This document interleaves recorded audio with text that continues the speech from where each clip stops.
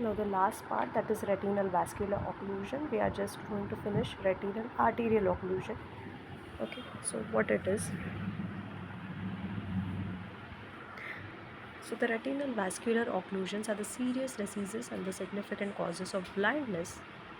Now, since these are vascular occlusions, there are two types of blood vessels supplying the retina, that is arterial and the venous. So there can be arterial or the venous obstructions.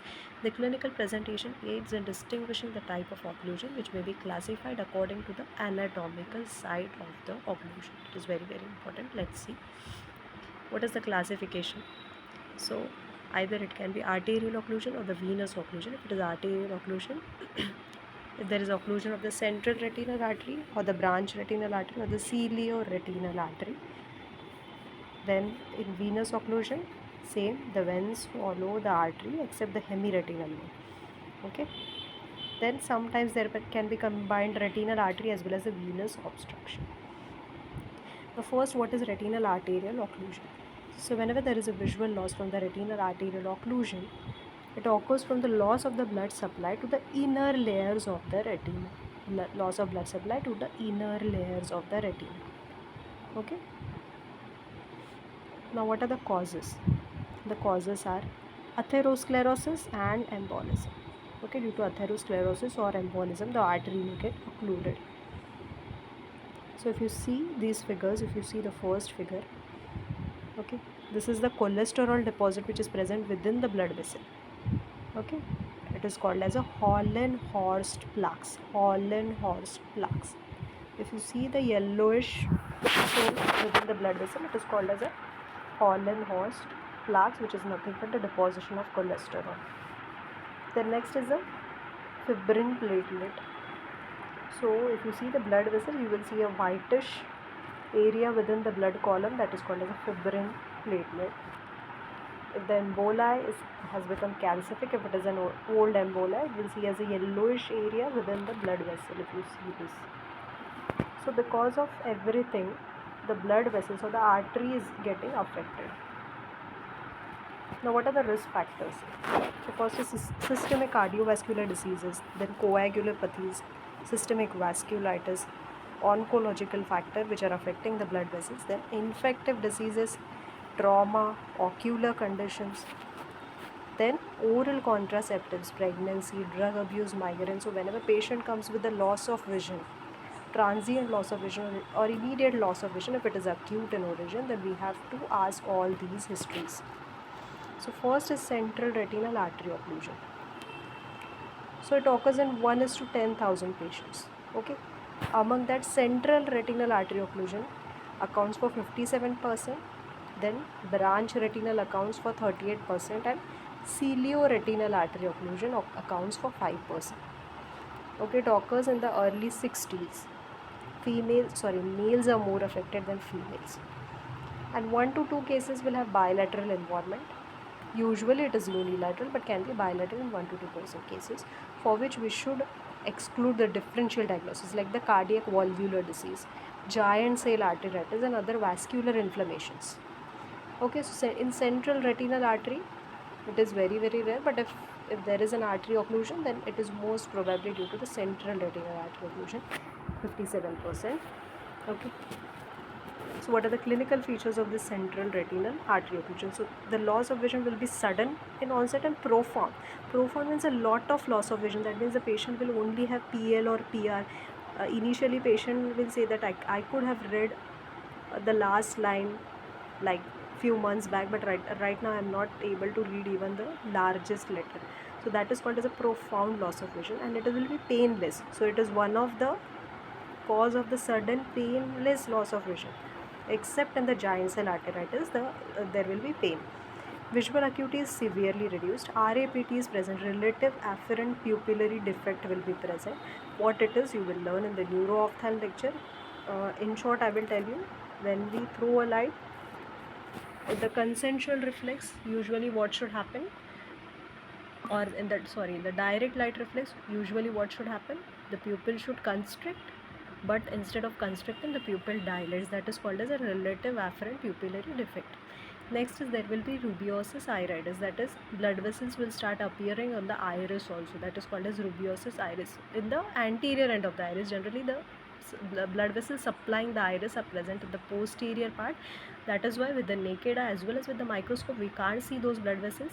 But here the blood vessels will also appear on the anterior aspect of the iris. So on the microscope we can see the blood vessels in the on the iris in 1 out of 5 eyes. What are the fundus changes in retinal artery occlusion, central retinal artery occlusion? Superficial retina will appear yellowish white in appearance since the artery is occluded. The normal purplish pink appearance of the retina will be lost and it will appear yellowish white. Now what is a cherry red spot? So we have seen that there is a foveal avascular zone, and in the foveal avascular zone there is no vasculature. Where is fovea present? It is present temporally in the center, so at the center of the macula. So why that area will appear red? It will appear red because of the choroidal blood vessels. Because of the choroidal vasculature, that particular area, that is a foveal or vascular zone, will appear red, while the remaining retina will appear paler. The next is cattle tracking. Cattle tracking means certain blood column. There will be stagnation in the certain blood column of the blood vessels. The blood vessels will appear incontinuous. That is breakdown of the blood vessels will be seen. That is called as cattle tracking. Then sometimes there is retinal or disc edema also in a very rare cases. Now what are the late signs? The optic atrophy will occur. Okay, in optic atrophy the disc will become even paler. There will be very much narrowing of the blood vessels. Then vessel sheathing will be there. Okay, vessel sheathing will be there. Then RPE changes, that is retinal pigment epithelial changes, will also be there. Now next, sometimes the cilio-retinal artery is still supplying the retina, but the later part of the arteries are not supplying, so the cilio-retinal artery is spared. So this is how you see when the cilio-retinal artery is spared. The part of the retina which is supplied by cilio-retinal artery will become pinkish in color, will look darker, while the remaining part of the retina will become lighter. Okay, in old CRAO, if you see, this is the old CRAO, what has happened? We have seen in the late stages what happens is the blood vessels become very attenuated, very narrowed, the disc looks pale. Okay, now what are the investigation? We do a fundus fluorescing angiography. What we do is we inject the dye in the antecubital vein, then the dye reaches the retinal vessels, and from here we record the filling. We record the filling of the dye and we take the photographs. So what will happen in central retinal artery occlusion? There will be delay in the retinal arterial filling. Okay, and there will be delay in the retinal AV transit time, that is from arterial to venous transit time. That transit time will be delayed. Okay, if you see here, if you see in this figure, just see the dye. Okay, there will be delayed filling of the remaining vessels. Okay, it is not that much important, just what investigation is needed, that is fundus fluorescing angiography. Now what happens in OCT? Highly reflective emboli plaque will be seen in the superficial nerve head. In the superficial nerve head only we can see the emboli. Okay, then in ERG, that is electroretinogram, there are two waves, A and B wave, among which the amplitude of B wave will be reduced while A wave will be normal. Now next is branch retinal artery occlusion. Here the embolus lodges in the distal branch of the retinal artery, and it usually involves the temporal retinal vessels. Okay, most commonly it involves the temporal retinal vessel. Even if it is a branch retinal vein occlusion, most common is the temporal retinal vessel. Now what are the clinical features of branch retinal artery occlusion? The loss of vision will be sudden and painless, but the visual field of a particular sector will be lost. Not a complete loss of vision, only a few sector sectoral visual field will be lost. Visual acuity will be variable. For example, it will be variable for central and peripheral vision. Then RAPD is often present. RAPD is present here also. Now, what are the fundus findings? Cattle tracking is there. Then cloudy white edematous retina corresponding to the area of ischemia. So whatever area, whatever branch of the vessel is supplied by that part of the retina, that particular part will become reddish or purplish pink in color, but the remaining part will become pale. Artery to artery collateral may develop in the retina. Now again the investigation is fluorescent angiography. We can see that there is delayed in the field. Okay, if you see here, see the upper part of the retina is paler, the lower part is pinkish in color. Okay, so the paler part is not filling. If you see here, the dye is not passing through that artery because might be the embolus is present here. That is why the dye is not passing beyond. Okay, so this is called as a filling defect. Okay. So the fluorescent angiography shows a delay in the arterial filling and hypofluorescence of the involved segment due to blockage of the background fluorescent by retinal swelling. Now cilioretinal artery occlusion. Cilioretinal artery, it is present at a temporal aspect of the optic disc. It is separate from the central retinal artery. It is present in the 20% of the eyes. It is very rare.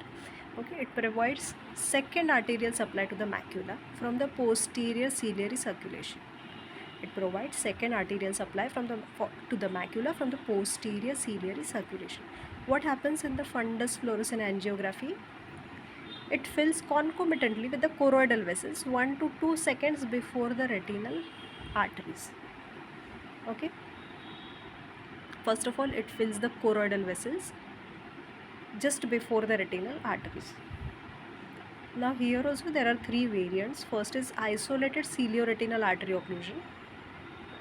Means there is no other associated feature, there is only isolated cilioretinal artery occlusion. So it is present in more than 40% of the individual, especially younger individual with systemic vasculitis. Here the prognosis is good. Ocular treatment is not needed. But if it is associated with even the venous occlusion, so if you see this picture looks very, very horrifying. There are flame shaped dot and blot hemorrhages. The blood vessels are very, very, if you see the veins, they are very, very tortuous. There is cilioretinal vein occlusion. So it occurs in more than 40% individual. There is reduced pressure in the cilioretinal artery as compared to the central retinal artery. Better visual prognosis, no ocular treatment. Here also the ocular treatment is not needed. Then with anterior ischemic optic neuropathy. Okay. That is, it is not isolated, but it is associated with ischemic optic neuropathy. Means there is ischemia to the optic nerve. So what will happen? It occurs in 15% individuals. Since there is ischemia to the optic nerve has become very, very pale. We can't actually see the margins of the optic nerve. Okay, both appears to be the manifestation of posterior ciliary insufficiency. Okay, so both cilioretinal artery occlusion as well as the ischemia to the optic nerve is nothing but the posterior ciliary insufficiency. Now in this case the prognosis is very, very poor. Okay, and what is the main cause? What is the most common risk factor? It is giant cell arteritis. You might have studied it in medicine. What is giant cell arteritis? And this should be investigated. Now what is the treatment of acute arterial occlusion? So what is the ocular treatment and what is the medical treatment? So the ocular treatment is retinal artery occlusion is an emergency because it causes irreversible visual loss unless the circulation is re-established. Okay, so before the entire circulation goes off, we have to treat it as an emergency. So what are the treatment for the emergency within 24 hours? So first is breathing into the paper bag or breathing carbogel. Okay, Then topical apraclonidine 1%, timolol 0.5%, and IV acetazolamide 500 mg to achieve the sustained lowering intraocular pressure. The pressure will be very, very high. If the optic nerve is also affected, then what to reduce the pressure, we have to give the anti-glaucoma medications. Then sometimes we also have to give hyperosmotic agents like mannitol or glycerol. Then sometimes to relieve that emboli, to remove that emboli, we must do transluminal YAG laser embolysis. We lyse that emboli so that the blood circulation is reactivated, rechannelized. Then what are the systemic management? General risk factors like smoking should be discontinued, antiplatelet therapy should be started. Okay. Then oral anticoagulants, for example warfarin, in the patients with atrial fibrillation should be started. Then carotid endarterectomy in symptomatic stenosis should be done if it is greater than 70%. Endarterectomy. Then a symptomatic retinal embolus is identified if it is identified and the patient is asymptomatic, that is the patient does not have any loss of vision, but we have identified it on the fundus examination, so patient can have the risk of stroke, ischemic heart disease. So we must evaluate these risk factors and treat the risk factors. Now what is the follow-up period? So for the central retinal artery occlusion, the follow-up period should be after 3 to 4 weeks and minimum twice subsequently at monthly interval to detect the neovascularization of the anterior segment. Okay. And for branch retinal artery occlusion, after 3 months. So this is all about retinal vascular occlusion.